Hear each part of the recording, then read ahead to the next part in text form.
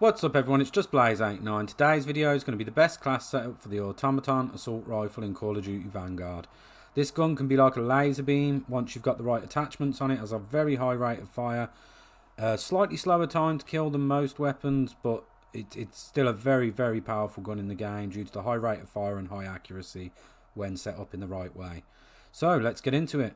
Oh, by the way, before I get started, I will be giving a full description of what these attachments do and why I'm picking them and how they change the gun. But if you want to see the class setup without all the description, skip to the last minute or so of the video and I'll give a brief summary of what all the attachments are without what they do. Okay, let's get into the video. The muzzle is going to be the F8 stabilizer. That's going to increase accuracy by +2. Accuracy is a very important stat in this game. I say this every video, so I'm sorry if I'm annoying you with this. But I'll leave a link in the video in the description down below where I've got a video showing the difference between accuracy and recoil control and explaining what ADS bloom is, which is a mechanic in this game. Let's get on with it anyway and continue. It's going to increase our effective damage range by 8% and our horizontal recoil control by 7%. The barrel that we're going to go for is going to be the ZAC 600mm BFA. What that's going to do is increase horizontal recoil control by 70%, pretty much eliminating it, and increase idle sway control by 52%. It is, however, going to nerf your hip fire accuracy by 18%, but with the high rate of fire of this gun, that won't really matter, and for the most part, you don't want to be hip firing anyway. Optic, I'll go for the Mark III sun filter because it's a 1.5 magnification, which I think is perfect for close, medium and long range encounters, but you can pick whatever optic you're comfortable using. As for the stock, I've gone for the Empress broadsword. What that's going to do is increase your initial accuracy and recoil, so for your first 5 to 7 shots you'll be more accurate than normal. It's also going to increase the centering speed by 10%, and centering speed is very important because it's how quick your reticle returns to its point of aim between shots. So when your weapon jumps every time you shoot, it takes a second or so, or a fraction of a second, to come back down to its point of aim. With centering speed increased, that means that it will return to it a lot faster. It's already high on this gun anyway, but this just increases it even further. The underbarrel, we're going to go for the Carver foregrip. What that's going to do is it's going to give you an increased hip fire accuracy, but only by 3%, so not really noticeable, and a 9% increase to your vertical recoil control.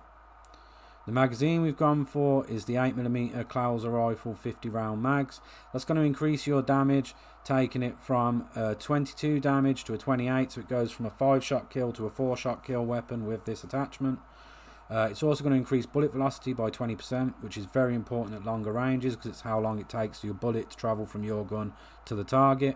It'll increase vehicle damage by 26%, but it's still going to be fairly weak against vehicles.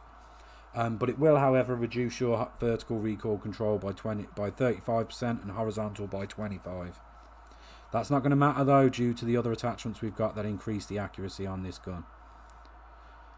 Obviously, it's also going to give you 50 rounds on top of that, which is going to help because obviously more bullets in the mag, less times you have to reload.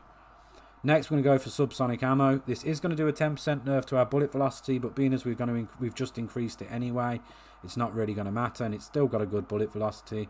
But what it's going to do is mean that if the enemy has radar or a UAV, then they're not going to see you on the minimap when you're firing your weapon. Just easier to move around the map and flank around the enemy without getting seen. The rear grip we're going for is going to be the stipple grip. What that's going to do is give you initial accuracy and recoil control boost again, so your first 5 to 7 shots will be more highly accurate. It's also going to increase your centering speed by a further 20%, which again is very important for remaining on target. And this gun is like a laser beam, despite what the stats will tell you on the recoil control. For proficiency, I've gone for frenzy.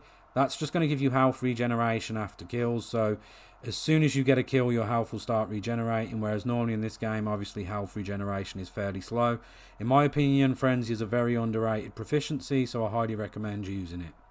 The kit that I've gone for is fully loaded, so we get maximum reserve ammo, which is basically just 3 more magazines worth of ammo, which is another 150 rounds, which is going to make a big difference because you don't want to be running out of ammo, which you could easily do with a gun with a rate of fire as high as this. So to go over that quickly, the muzzle is going to be the F8 stabilizer, the barrel is the ZAC 600mm BFA, optic any you like, but I prefer the Mark III sun filter. Stock is the Empress broadsword. Underbarrel's the Carver foregrip. Magazine is the Klauser rifle 50 round mags. The ammo type is subsonic. The rear grip is stipple grip. Proficiency is frenzy, and the kit is fully loaded. Go for whatever you want as your secondary, whichever one you prefer. Perks, I go for Dauntless because it makes you fireproof, and also in this game, due to the suppression effect, if people are firing near you, then you will slow down your movement sometimes, you'll notice. But with this perk, that won't happen, and obviously more than anything, it makes you fireproof, and that's against everything except for the flame knot. The second perk I've gone for is Radar, because that just means that when the enemies fire their weapons unsuppressed, they'll appear on your minimap, which is kind of like having a UAV at all times. It just lets you know where the enemy are and where you should be moving to flank around them or do whatever you want to do.